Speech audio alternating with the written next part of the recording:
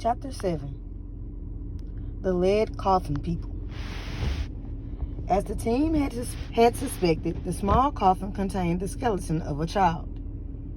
In the 17th century Chesapeake area, death was an ever-present fact of life, especially for children who were particularly vulnerable to disease and starvation. 1/4 of all the children born in Maryland during this period died during the first year of life. Of the survivors, almost half died before they turned 20. For a child to have 4 living grandparents was rare. In fact, a colonial child could expect that at least one parent, and maybe both, would die before their child grew up. As a result of the high death rate, remarriage and step families were very common. Most of the lead coffin child's bones seemed to be in good to excellent condition. A surprise, given that the fragile bones of children often decay rapidly. But the coffin also contained a mystery. The child's lower leg bones and feet were gone. Had they somehow been severed by an injury? Could such an event have been the cause of death? As Doug Owsley and Carrie Brewelhide investigated further, they saw green stains left by copper shroud pins on the skull, the collarbone, the jaw, and the rib. Then conservators pointed out yet another amazing discovery: tiny fragments of the linen material that the St. Mary's City women had used to shroud the child.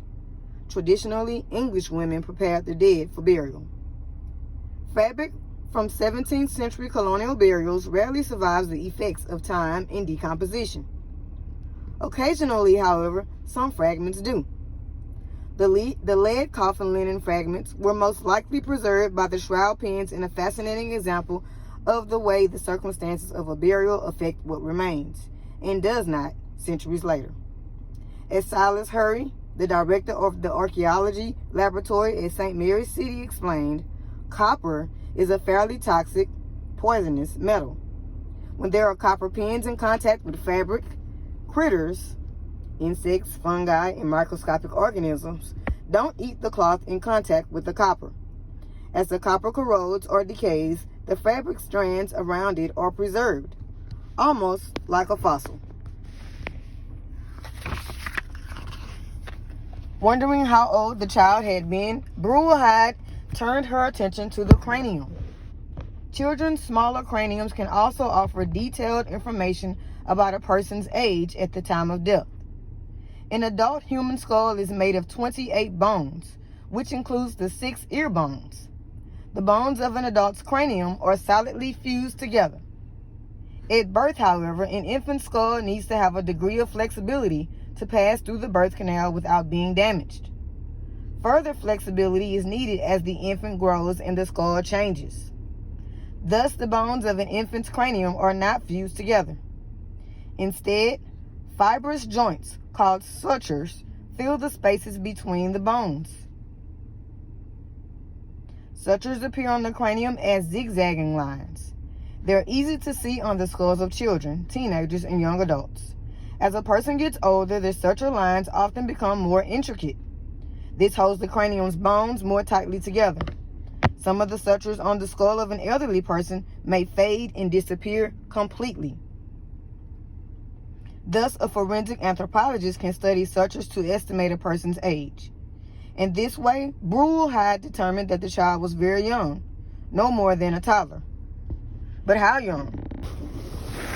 Brewelhide believed that the teeth might reveal the answer to that question. So she examined the child's mandible, or jaw. She saw that the height of 2 incisors indicated they had partly grown in while the child was alive. A baby's first incisors usually start to come in when the child is between 4 and 6 months. The rest of the child's teeth had not yet formed. Based on these facts, Brewelhide estimated the child had been 5 to 6 months old at death. Only a baby. As Owsley and Brewelhide conducted their examinations, other team members studied the tiny coffin and the rest of its contents. The tiny coffin proved to have been built at a different time than the other two. 3 pieces of lead had been used in its manufacture. Careful comparison showed that they were not leftover scraps from the larger coffins, noted Silas Hurry. There are hammer marks on the lid. It had served another purpose, perhaps as a tabletop or roof, before it had been turned into a coffin, he added. An unusual find within the coffin posed a puzzle. A layer of soil partially covered the body when the coffin was opened, while another layer lay beneath the baby's skull and upper body. It's normal to find soil from the grave shaft inside a coffin. The soil enters as the coffin decomposes, but the lead coffin hadn't decomposed. Even though it wasn't airtight, it had no gaps large enough for grave shaft soil to enter. One of the soil layers consisted of gray soil. The other was brown, so the soils clearly came from different places. Furthermore, both were different from the soil that had filled the grave shaft. Where had they come from and when? The team considered a theory that the child may have initially been buried only in the wooden coffin that was found within the lead one. Sometime later, the wooden coffin was dug up, placed into the lead coffin, and reburied.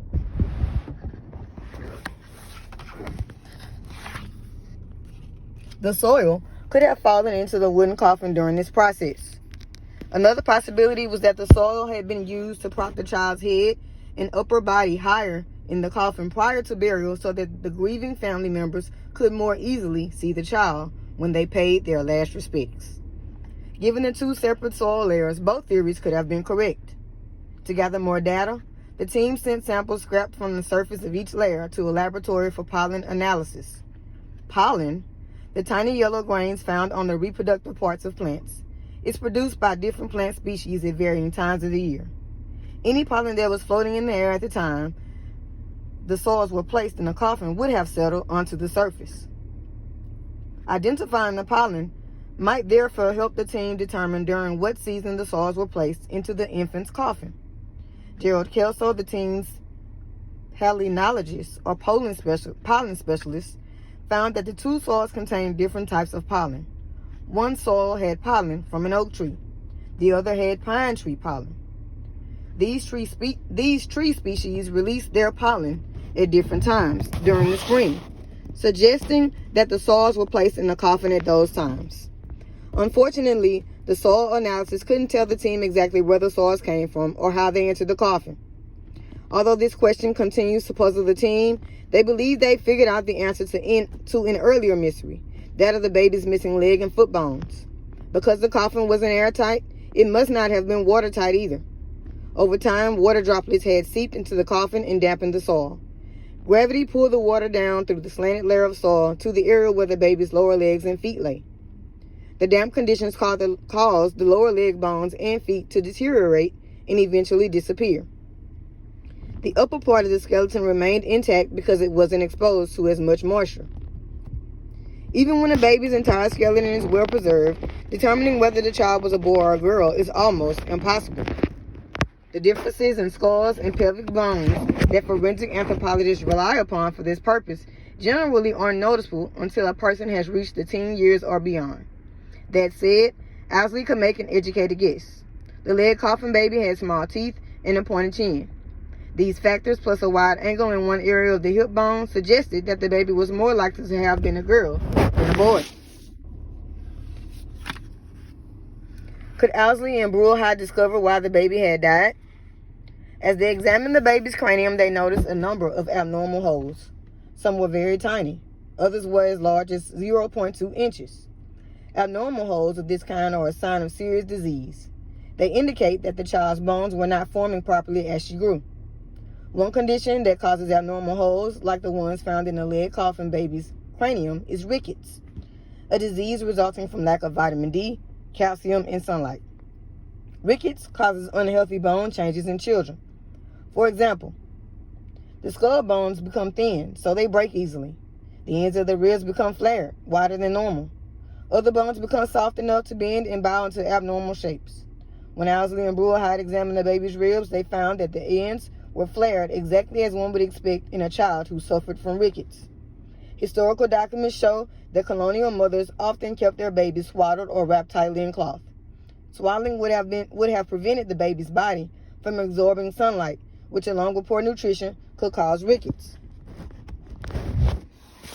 A second condition called anemia may have contributed to the lead coffin infant's death. Anemia is caused by a lower than normal number of red blood cells. These cells carry oxygen throughout the body, so an anemic person suffers from insufficient oxygen in the organs. Anemia can cause severe weakness, fatigue, and paleness. Anemia can cause severe weakness, fatigue, and paleness. A common cause of anemia is a lack of the element iron, found in leafy green vegetables and meat. In colonial times, doctors believed that people fell ill because their blood had turned bad. Making a cut in the patient's skin to release this supposedly bad blood, a practice called bloodletting, was one way doctors tried to cure sickness. Modern medical doctors know that removing blood weakens an ill person. If the leg coffin baby was bled as her illness worsened, as would have been the custom, she would have become sicker. Owsley and Brulhide, or certain dead rickets and possibly anemia, led to the little girl's death. I'm now on page 92 at the top. The lead coffin baby offers clear proof that infants in the colonial Chesapeake were susceptible to many diseases. Given that the baby's family was wealthy, after all, only a wealthy family would be able to bury a child in a lead coffin. It seems likely that they would have spared no expense in her medical care. Even so, by the time she died, the lead coffin baby was a very sick child, and had been so for some time. Her death appears to have been the result of her illnesses. That is the beginning of chapter 7, which starts on page 84 and ends at the top of page 92.